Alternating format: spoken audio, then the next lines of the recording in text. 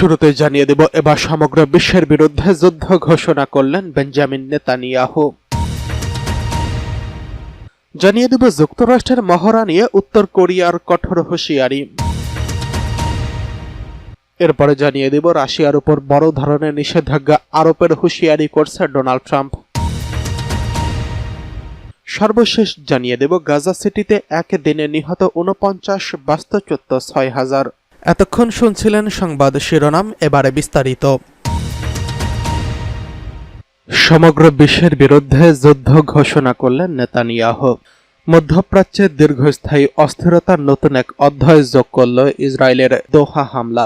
মঙ্গলবার ৯ সেপ্টেম্বর বিকেলে কাতারের রাজধানী দোহাতে ক্ষেপণাস্ত্র নিক্ষেপ করে ইসরায়েলি বাহিনী। লক্ষ্যবস্তু ছিল হামাসের শীর্ষ নেতারা, যারা যুক্তরাষ্ট্রের মধ্যস্থতায় যুদ্ধবিরতির প্রস্তাব নিয়ে বৈঠক বসেছিলেন। কিন্তু এই হামলা শুধু একটি রাজনৈতিক আলোচনা নস্যাৎ করেনি, বরং পুরো বিশ্বকে যেন প্রকাশ্যে হুমকি দিয়েছে। গত ২ বছরেরও কম সময়ের মধ্যে গাজায় ইসরায়েলি অভিযানে নিহতের সংখ্যা ৬৪,০০০ ছাড়িয়েছে। এর মধ্যে অধিকাংশই নারী ও শিশু। আন্তর্জাতিক মহলে এই হত্যাযজ্ঞ ইতোমধ্যেই গণহত্যা হিসেবে আখ্যা দেওয়া হয়েছে, তবে দোহায় ক্ষেপণাস্ত্র হামলা একে নতুন মাত্রায় নিয়ে গেছে। এবার আঘাত হানা হয়েছে দখলকৃত ফিলিস্তিনি ভূখণ্ডে নয়, বরং একটি ইসলামিক ও স্বাধীন সার্বভৌম রাষ্ট্রের ভেতরে। ইসরায়েলের ইতিহাস বিশ্লেষণ করলে বোঝা যায়, যুদ্ধবিরতির ধারণা তাদের রাষ্ট্রীয় নীতির সঙ্গে যায় না। যুক্তরাষ্ট্রের মতো ঘনিষ্ঠ মিত্রও যখন যুদ্ধবিরতির প্রস্তাব দেয়, তখনও তেল আবিব তাতে কান দেয় না, কারণ ইসরায়েলি রাষ্ট্র টিকে আছে দখল, নিপীড়ন এবং ফিলিস্তিনিদের নিশ্চিহ্ন করার নীতির উপর। ফলে দোহায় হামলায় শুধু কাতার নয়, পুরো অঞ্চলের নিরাপত্তাকে প্রশ্নবিদ্ধ করেছে। এতদিন ইসরায়েলকে দুর্বৃত্ত রাষ্ট্র বলা হলেও এখন অনেকেই বুঝতে শুরু করেছে যে এই রাষ্ট্র কূটনৈতিক শিষ্টাচার বা আন্তর্জাতিক আইন মানতে মোটেই বাধ্য নয়। দোহা হামলার পর প্রথমবারের মতো ব্রিটেন, ফ্রান্স, এমনকি ভারতও প্রকাশ্যে নিন্দা জানিয়েছে। গাজায় গণহত্যা নীরব থাকা এই দেশগুলো হঠাৎই মুখ খুলল। প্রশ্ন জাগে, গাজায় হাজারো নারী ও শিশুর মৃত্যুর চেয়ে কাতারের একটি ক্ষেপণাস্ত্র হামলা কি তাদের কাছে নৈতিকভাবে বেশি ভয়াবহ, নাকি তারা এবার টের পাচ্ছে ইসরায়েলের আগ্রাসন তাদের নিরাপত্তাকেও হুমকির মুখে ফেলতে পারে? এখানে আন্তর্জাতিক রাজনীতির ভণ্ডামির প্রকট হয়ে ওঠে। গাজায় অগণিত লাশ তাদের বিবেককে নাড়া দেয়নি, কিন্তু কাতারের একটি ক্ষেপণাস্ত্র হামলায় তাদের কাছে লাল দাগ হয়ে দাঁড়ালো। অর্থাৎ বার্তাটা পরিষ্কার, ইসরায়েল আর চাইলেই যত্রতত্র হামলা চালাতে পারবে না। হোয়াইট হাউসের মুখপাত্র ক্যারোলাইন লেভিট দোহা হামলার নিন্দা জানালেও সঙ্গে যোগ করেছেন হামাসকে নির্মূল করাই চূড়ান্ত লক্ষ্য। এতে পরিষ্কার বোঝা যায়, যুক্তরাষ্ট্র এখনও ইসরায়েলের সামরিক আগ্রাসনের মূল কৌশলকে সমর্থন করে যাচ্ছেন। এদিকে যুক্তরাষ্ট্রের মহড়া নিয়ে উত্তর কোরিয়ার হুঁশিয়ারি। উত্তর কোরিয়ার সর্বোচ্চ নেতা কিম জং উনের বোন কিম ইয়ো জং বলেছেন, যুক্তরাষ্ট্র ও তার মিত্র আসন্ন যৌথ সামরিক মহড়া একটি বেপরোয়া শক্তি প্রদর্শন, যা পরিস্থিতি আরও খারাপ পরিণতির দিকে নিয়ে যাবে। রবিবার দেশটির রাষ্ট্রীয় গণমাধ্যম এই খবর জানিয়েছেন। যুক্তরাষ্ট্র, জাপান ও দক্ষিণ কোরিয়া সোমবার থেকে শুক্রবার পর্যন্ত দক্ষিণ কোরিয়ার জেজু দ্বীপ উপকূলে যৌথ সামরিক মহড়া চালাবে।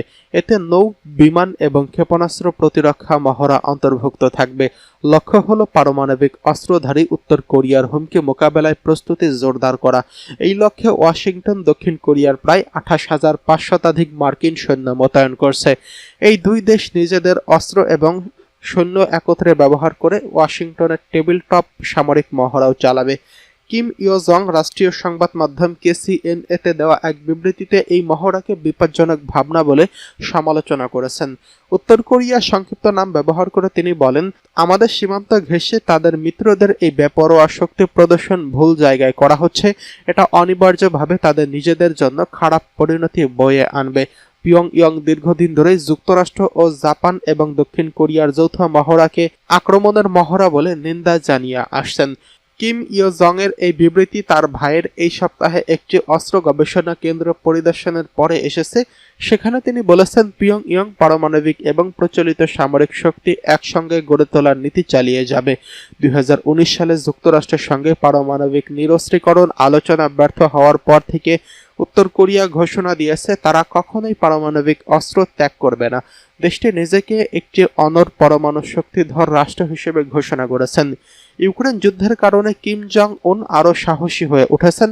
হাজার হাজার উত্তর কোরীয় সৈন্যকে মস্কোর পক্ষে যুদ্ধ করার জন্য পাঠিয়ে রাশিয়ার কাছ থেকে তিনি কৌশলগত সমর্থন নিশ্চিত করেছেন। গত বছর রাশিয়ার প্রেসিডেন্ট ভ্লাদিমির পুতিন যখন উত্তর কোরিয়া সফর করেন তখন একটি পারস্পরিক প্রতিরক্ষা চুক্তি স্বাক্ষর করে মস্কো এবং পিয়ংইয়ং। এদিকে রাশিয়ার উপর বড় ধরনের নিষেধাজ্ঞা আরোপের হুঁশিয়ারি ডোনাল্ড ট্রাম্পের।